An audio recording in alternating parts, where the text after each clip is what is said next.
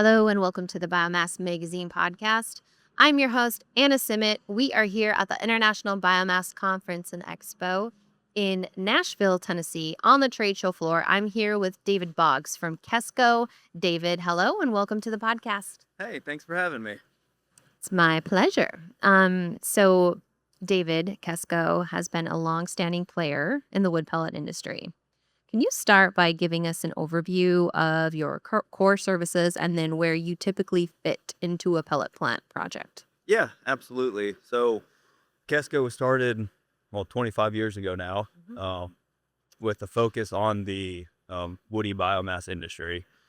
Jason Kessler started selling hammer mills back in the 90s, Mhm. and really, I guess, found a calling for making wood pellets. Yeah. So over the years, he's learned and grown the company to be a full service solution um, for anything you need in a wood pellet plant. So Yeah. um, parts for pellet mills, hammer mills. If you're having any process issues, we can come in. If you need an entire line or entire pellet plant from, receiving, load out, drying, any type of mechanical conveying, grinding, pelleting, cooling, all your air systems, all your explosion protection. We can package it together with our engineering team, making sure that all the little specs that you learn throughout years of experience that you might miss if you hadn't already made that mistake.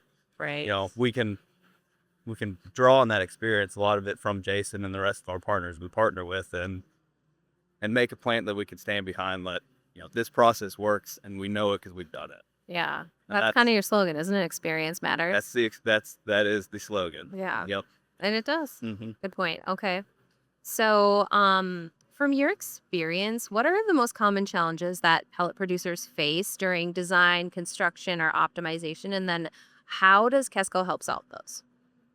So in my experience, in several years I've been in the industry, depends on the stage of the process. And I wouldn't say it's necessarily a bad thing, but if customer has an idea, they want to implement a new line or a expansion or even a new mill, obviously some engineering has got to get done. Right. And if time's of the essence and you're going through engineering firms and running through all these iterations, it's you know a lot of these engineering firms, they're good, but they may not specialize just in wood pelleting. So Right.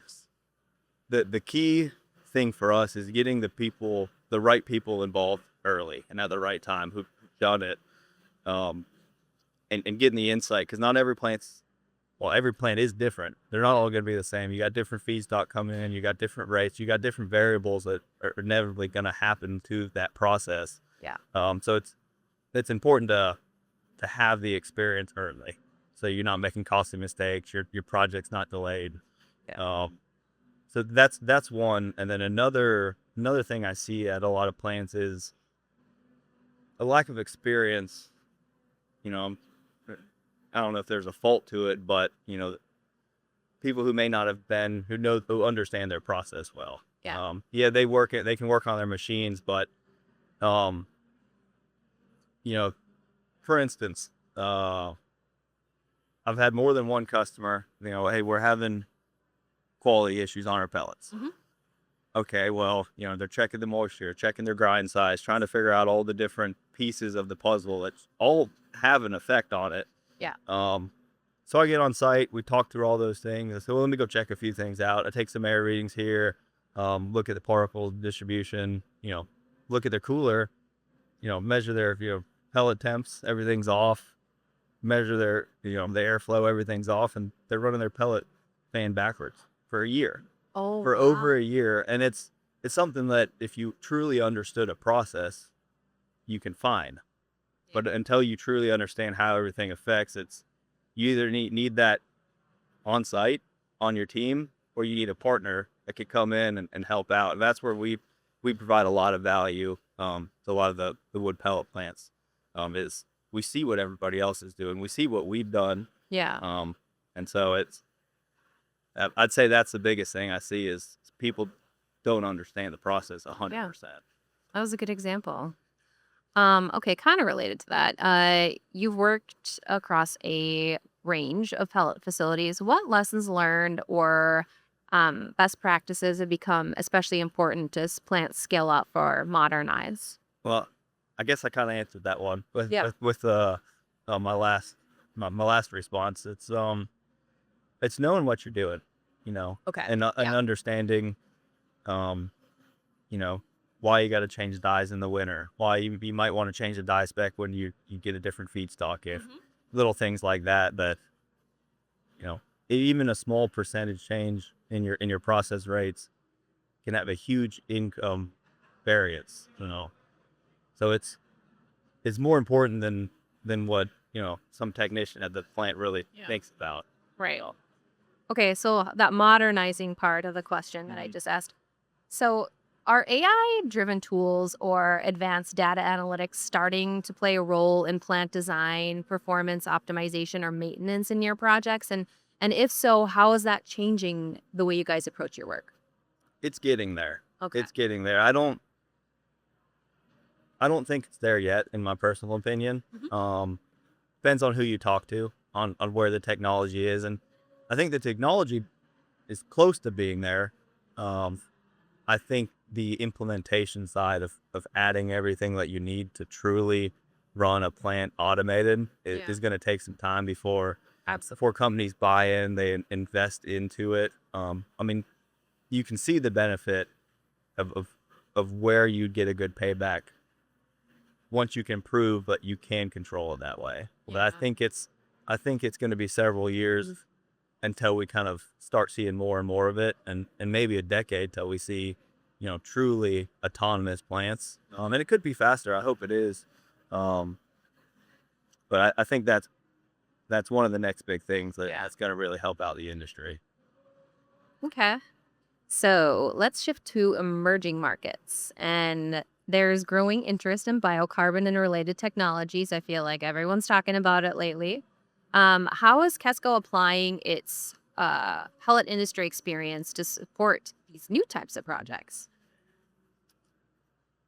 Well, always learning, I guess, is the only real way, because Hmm. there's not. It's a new industry. Right, it It's is. you know who's gonna say that this is the exact best way to to run through torrification or make a steam exploded pellet. Yeah. And there's different ways to do it, and so what we do is, I mean, we start at the basics, the things we know that we've done that's really not going to change, the material handling, getting the process specs right, um, everything else you need, it's very important, and then it's gathering knowledge, getting the right people back involved who've Yeah. run the test, who've seen plants around the world doing similar things, and just really tracking down what's going to work and what's not going to work. Yeah. As Jason Kessler kind of said, it's almost like we're back in the 2000s, or late 90s, when woody biomass, wood pellets really started taking Yeah. off. Everyone was doing this or that, and they kind of really figured it out. And now here's the next thing. Yeah. Who's going to do it? For Who's going to sure. do it right? Who's going to make a profit on it? Yes. So it's exciting. It I is. can't tell you exactly what it's going to look like, but Yeah. I'm here to learn about it. Right. Okay. So obviously that the biocarbon sector is an opportunity. Do you see any other opportunities ahead or any challenges that stand out as this market develops? Well, another one, especially I've listened to some of the talks here, and Mhm. um, some of the challenges I think are driving these markets of, well, why go to a torrefied wood pellet or a steam exploded wood pellet or a regular wood pellet instead of burning coal or natural gas, right? Yeah. When it's not a better cost solution, Yeah. and a lot of it is driven by, obviously, the government subsidies. A lot of it's driven by the environmental reasons, which all are very good reasons to push the market. But if the governments change and they back off and start allowing fossil fuels and coal and that to be back at the forefront, then Yeah. we never get to where will need to be, when all that stuff runs out, and for our grandkids, right, or however long it might take. Absolutely. we really need to keep this push moving forward now into this market and not let it stall. Um, just due to financial reasons, because you just can't compete with coal on Yeah. they're generating power. So Right. I think that's if the direction of that changes, there'll Yeah. be a lot more challenges in the market.